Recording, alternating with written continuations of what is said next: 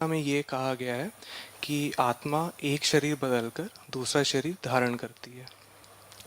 तो उन्होंने फिर ये तर्क रखा है कि पिछले 200 वर्ष में जो मानव जनसंख्या है वो करीब 1 बिलियन से बढ़कर अब करीब 8 बिलियन होने को है। तो अगर मानव शरीर बढ़ रहे हैं तो नए शरीर में आत्मा भी नहीं आनी चाहिए। और भगवत गीता में ये भी कहा है कि आत्मा ना कभी जन्म लेती है और ना कभी मरती है। तो नए शरीर में आत्मा कहाँ से आ रही है? यहाँ तक ठीक है, आत्मा कभी जन्म नहीं लेती, कभी मरती नहीं, पर ये गीता में कहीं पर भी नहीं लिखा है कि आत्मा एक शरीर छोड़कर दूसरा शरीर धारण करती है। जिस श्लोक का बार बार हवाला दिया जाता है उसमें आत्मा शब्द कहीं आता ही नहीं है। देही कहा है, देही, वो जीवात्मा है, आत्मा नहीं। और भारत के साथ ये बड़ी त्रासदी हो गई है कि हमने गीता को ही उल्टा पुल्टा समझ लिया। हर आदमी यही माने बैठा है कि जिसको आप ट्रांसमाइग्रेशन ऑफ सोल कहते हैं वो बात गीता में लिखी है। गीता में लिखी ही नहीं है। गीता कहीं नहीं कह रही है कि आत्मा जाती है एक शरीर से दूसरे शरीर में।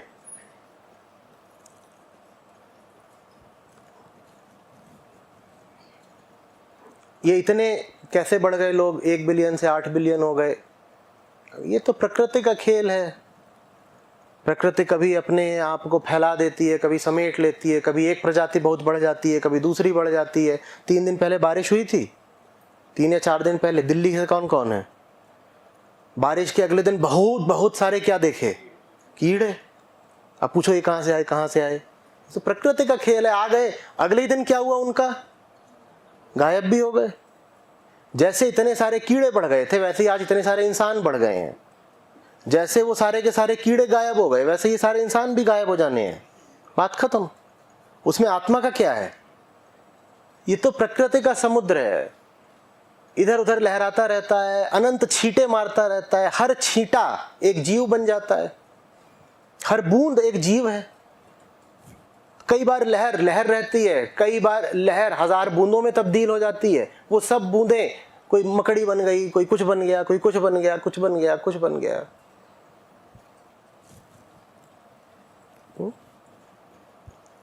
आपके शरीर के भीतर आत्मा नहीं होती, पूर्ण विराम।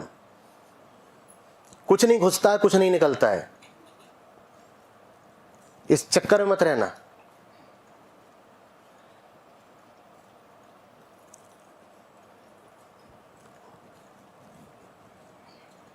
वो जो धुएं जैसा बना के नहीं गया था चित्रों में, वो धुआं सा निकल गया, या एक ज्योति निकलती और दिखाते, एक ज्योति निकली, ज्योति निकली। आप अंधेरे में मर के देख लो, वहां अंधेरा ही रहना है।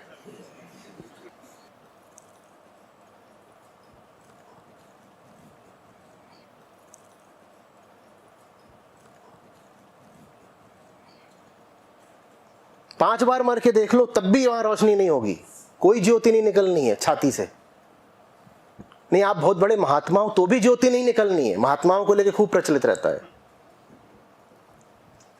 वो मरे तो एक ज्योति निकली, वो सीधे आसमान में जाकर बिजली की तरह कड़की। कुछ नहीं होता बाबा ऐसा।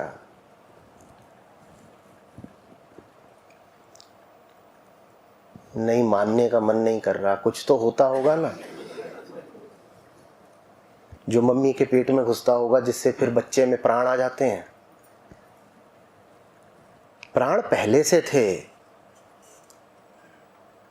पिता का शुक्राणु, माता का अंडाणु, वो पहले ही प्राणों का अपने आप में बीज रखे हुए थे। उस बीज को खाद पानी मिट्टी मिल गया, वो बीज अंकुरित हो गया। उसमें ऐसा थोड़ी कि कुछ बाहर से आ गया। एक बीज होता है, बीज, कोई भी बीज मान लो, उस बीज में से पौधा कैसे आ जाता है? कुछ बाहर से आके घुसा उस बीज में। और हो सकता है कि वो बीज 5 साल पड़ा रहे, उसमें से कुछ पैदा ना हो, लेकिन जैसे ही उसको अनुकूल स्थितियां मिलती हैं उसमें से पौधा पनप आता है। बस ऐसे ही आपका जन्म होता है। कुछ नहीं आप में प्रवेश करता, और जब कुछ प्रवेश नहीं करता तो निकलेगा कहां से? है, कुछ नहीं निकलता। नहीं तो मर के सब राख हो जाना है। हाँ, तो फिर हम अच्छे काम करें क्यों जब अगला जन्म होना ही नहीं है? हम तो अच्छे काम इसलिए करते थे, मम्मी ने बोला था चींटी बनोगे। गंदे काम जो करते हैं वो चींटी बनते हैं, कौवा बनते हैं, गीदड़ बनते हैं। हम इसलिए अच्छे काम करते थे। बेटा अच्छे काम इसलिए करो क्योंकि अच्छा काम करके अच्छा लगता है। अच्छे काम इसलिए नहीं करो कि अगले जन्म में सियार बनने से डरते हो। अच्छे काम इसलिए करो क्योंकि इस जन्म में तुम डर करके सियार जैसा जीवन बिता रहे हो।